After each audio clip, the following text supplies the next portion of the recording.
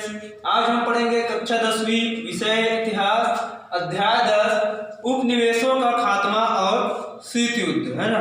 तो उपनिवेशों का खात्मा और शीत युद्ध में हम लोग पढ़ रहे थे, कल पढ़े हमने उपनिवेशीकरण के कुछ उदाहरण, ठीक है। तो इसके अंतर्गत हमने भारत और इंडोनेशिया के बारे में हमने पढ़े थे। आज हम पढ़ेंगे वियतनाम के बारे में, ठीक है।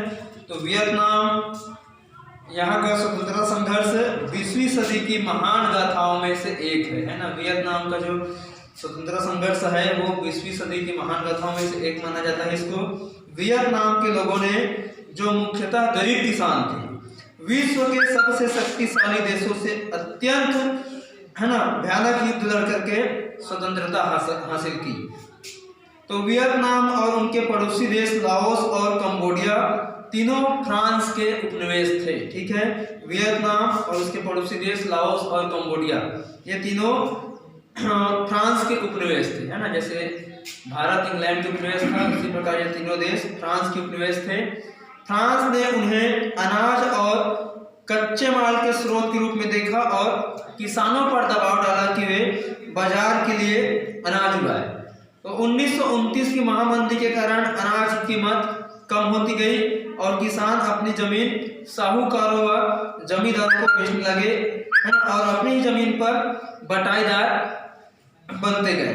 तो उपनिवेशी शासक वहाँ एक शिक्षित मध्यम वर्ग को पनपने नहीं देना चाहता था, है ना, और वहाँ किसी प्रकार का विश्वविद्यालय जो है खुलने नहीं दिया गया।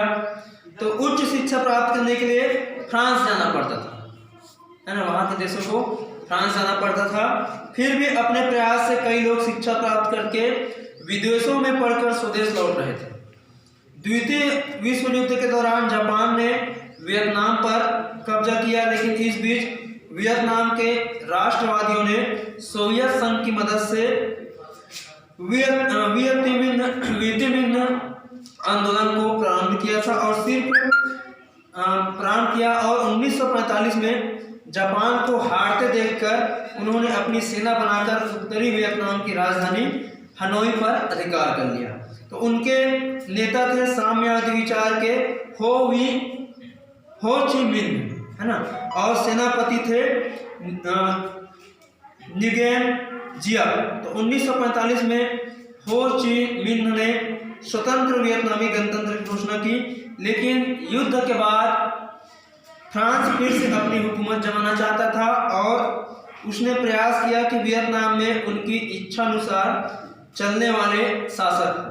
उन्होंने हो ची मिन्ह को खदेड़कर पहाड़ों व जंगलों में जाने पर विवश किया, लेकिन मई 1954 को वियतनामी सेनापति विजय ने बहुत ही चतुर रणनीति बनाकर विशाल फ्रांसीसी सेना को हराकर आत्मसमर्पण करने पर मजबूर कर दिया।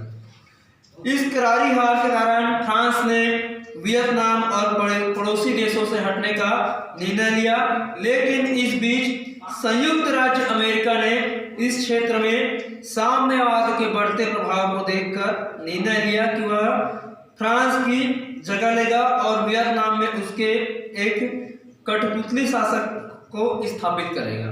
वियतनाम का विभाजन किया गया और उत्तर वियतनाम पर साम्यवादियों का अधिकार हुआ और दक्षिण पर अमेरिका प्रभाव वाले इलाके में एक पुराने राजा का शासक बन गया।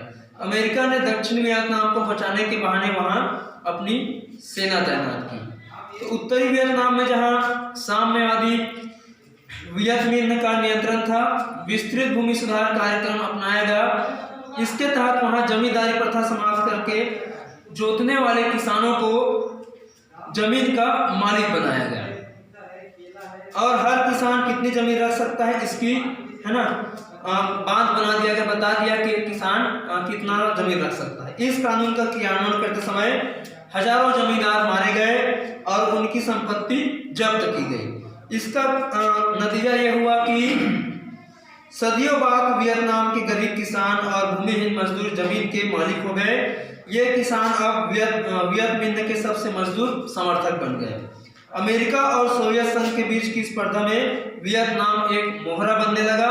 अमेरिका चाहता था कि वियतमिन को हराकर उसके अधीनस्थ सरकार स्थापित करे, और दूसरी ओर सोवियत संघ ने वियत मिन्ह सरकार को सैनिक सहायता दी ताकि वह युद्ध में अमेरिका का सामना कर पाए।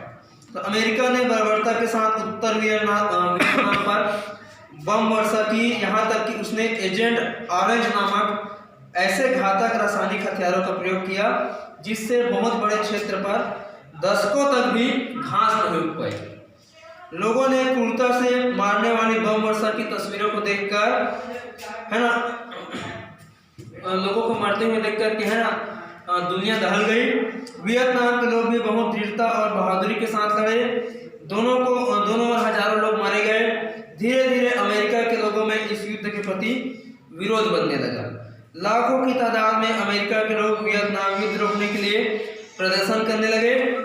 इनमें वे लोग शामिल थे जो वियतनाम में लड़े थे और उसकी क्रूरता से दुखी थे।